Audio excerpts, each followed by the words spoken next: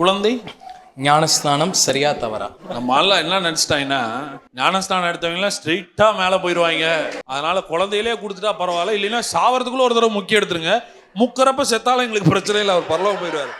இப்ப நான் உங்கள்கிட்ட ஒரு பிளைனா கொஸ்டின் கேட்கறேன், எதுக்கு ஞானஸ்தானம் எடுக்கிறீங்க? அப்ப பெரியவங்களாயே எதுக்கு ஞானஸ்தானம் எடுக்கிறேன்னு தெரியல. இதுல குழந்தை ஞானஸ்தானத்துக்கு வேற டவுட் கேட்டா, நீங்க எதுக்கு எடுத்தீங்க? பேப்டிசம்ன்றது ஒருத்தரை முக்கி வெளியே என்ன பண்றோம், எடுக்கிறோம். என்ன சொல்ல வரோம் அப்படின்னா, நீ கிறிஸ்துவ விசுவாசிச்சதுனால பழைய மனுஷன் கிறிஸ்துவோட சிலுவையில் அறையப்பட்டான், அவரோடு அடக்கம் பண்ணப்பட்டான், மறுபடியும் அவரோடு உயிரோட எழும்பி விட்டான். இதை காட்டுறதுதான் ஞானஸ்தானம். ஓகேங்களா? ஞானஸ்தானத்துல ஏற்கனவே இயேசு சிலுவையில மரிச்சப்ப நீ அவரோட செத்துட்ட, அவரோட அடக்கம் பண்ணப்பட்டுட்ட, அவரோட உயிரோட எழுந்துட்ட. இதை செஞ்சு காமிக்கிறதுக்கு தான் என்ன பண்றோம்னா ஞானஸ்தானத்தை கொடுக்கிறோம். இது கண்டிப்பா எடுத்தே ஆகணுமா பிரதர் அப்படின்னு சொன்னீங்கன்னா, எதுக்காக பேப்டிசம் எடுக்கிறோம் எல்லாரும் முன்னாடினா, எல்லாரும் முன்னாடி கன்ஃபஸ் பண்றீங்க, நான் இயேசுவை பிலீவ் பண்றேன், as a sign நான் என்ன பண்றேன், பேப்டிசம் எடுக்கிறேன். இதுதான் பர்பஸ். இப்ப குழந்தைக்கு எப்படி சொல்லி கொடுப்பீங்க?